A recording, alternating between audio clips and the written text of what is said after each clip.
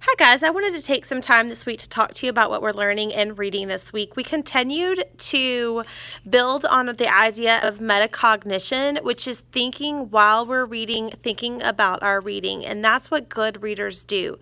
Good readers think before they read about a book. Good readers think about their reading while they read. And good readers go back and think about the book after they read. And that's really been our focus this week, really focusing on thinking about a book after we finish it. And we've been talking about connections, which is thinking about schema or life experiences that you've had and how that reminds you of things that happened in the story, or how things that happened in the story remind you of life experiences that you've had. We talk about text to self connections, which is that. We also talk about text to text connections, which is when one book reminds you of another book. Today, I'm going to read this book to you, Up, Up, Up, It's Apple Picking Time by Jodi Fix Shapiro, illustrated by Kitty Harville. This book has not been a book that we've read in class, so your child might want to sit with you and listen to this wonderful fall book, Up, Up, Up, It's Apple Picking Time by Jodi Fix Shapiro.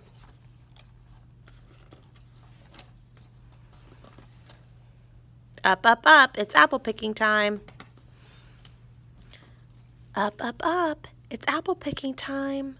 Mama's voice tickles my ear, whispers me awake. On with my shirt, sweater, pants, warm socks, and shoes not tied. Outside, it feels as if we're the only ones awake in the whole world. Dad says it's a long drive ahead. See his family getting in the car.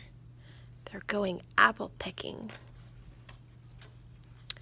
Amber uses my shoulder for her pillow, but I don't mind. She's keeping me warm while we're driving to the Apple Ranch. Amber must be his sister. Must be very early in the morning because he said it felt like they were the only ones awake and his sister is still sleepy. So they must have left very, very early. 2 picnics later, one for breakfast, one for lunch, we're finally off the highway and onto the twisting, bumpy, narrow bridge. One car only, apple tree-lined road. Wow! If they had to stop for 2 picnics before they got to where they were going, that must have been a very long drive. There they are! Granny and Grandpa standing at the gate calling, "Hooray! We're so glad you're finally here. We could hardly wait." "Neither could we say. Then everyone is off to the orchard. It's apple picking time. There's the family, and there's Granny and Grandpa. That must be really exciting. Granny and Grandpa must live on an apple orchard. I remember learning that apple orchards is the place where there's a bunch of apple trees that grow. Apple smell is in the air. Apple perfumes everywhere. There are so many trees, it looks like a million apples, red, green, yellow, and pink. I don't know where to start, I tell Grandpa. Look at all those different kinds of apples. He pulls a yellow apple off a tree, pulls it up to his nose, and breathes in, like Mama does with a flower. It's a perfect apple aroma, says Grandpa, and we lean in close to smell it too. I remember smelling apples last week when we were talking about apples and talking about how sometimes you can smell the sweetness of apples. From his pocket, he takes out his red-handled knife and cuts a slice out of the apple. "Have a taste," he says. The apple is cool and crunchy and sweet. Everyone has a slice, and we all stand together in the afternoon sunshine, wishing we could have more. But it's apple picking time. Begin with this golden delicious, Miles, Grandpa tells me. He points to the tree where we're standing and hands me a small sack made from cloth. These must be the Golden Delicious.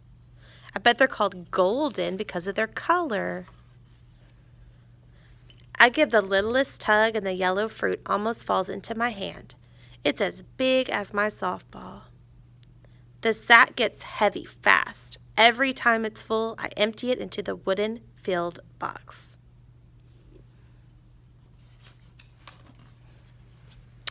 We climb up ladders and disappear into trees. I can see Dad's legs from the middle of a tree filled with red apples. He's singing a made-up song about loving apple dumplings and eating apple pie. Sounds like they're having fun. The tree next to him has Mama's laugh. That's the only way I can tell she's in it.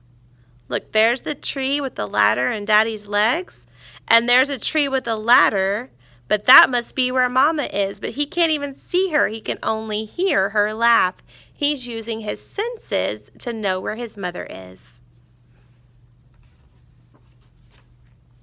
Amber and Granny are picking up fruit from the ground. Granny says these apples make the best cider.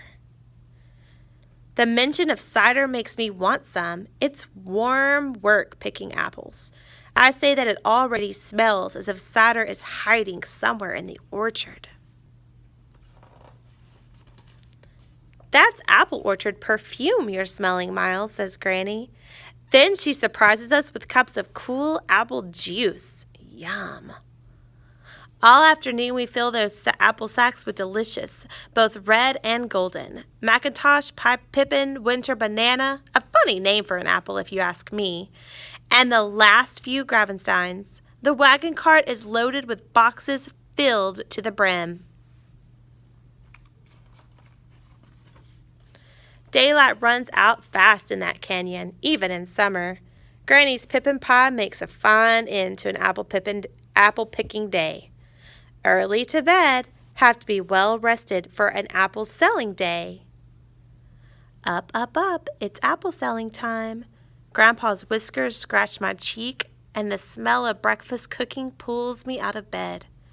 It's Grandpa's morning oatmeal with sweet apple sauce. Then we're out to the fruit stand through the dew-wet grass. Grandpa turns over the carved wooden sign. It says, apples. Cars pull in. Granny, wearing a big straw hat trimmed all around with shiny apples, greets old friends. These are the grandkids come to help. She almost sings the words. That means she's really excited to have them there. Apples are tasted, admired, and bought. We carry bags and boxes of apples to cars for the people who come and go all morning. Lunch is a picnic in the sunshine, but we can hardly sit still enough to eat. It's apple selling time. And before you can say Macintosh, Granny Smith, Golden Delicious, Pippin Pie, the sun has flown away, taking the warmth with it. The sign is turned to closed. It's time to call it a day. Supper is fresh baked apple dumplings floating like islands in a sea of milk. Then there's talking about that apple selling day. Grandpa puts old jazz records on his phonograph and dances around with Amber. Even Mama and Dad dance. But I like sitting on the rug in front of the fireplace, just watching everyone being happy, wishing we didn't have to go home tomorrow. It's hard to say goodbye. Hello hugs are much nicer. I could see them dancing, and he's just sitting warm by the fire. Sackfuls of apples surround Amber and me. We're driving home. Their cidery smell helps me remember the happy days of apple picking, apple selling time. I really like this book, Up, Up, Up, It's Apple Picking Time, because I love fall and learning about apples. This story reminds me of a very fun event that we had in class last week. In this book, when the kids got up to have breakfast the next morning for apple selling time, they had oatmeal and Grandpa's, I'm trying to look for the page, Grandpa's sweet apple sauce.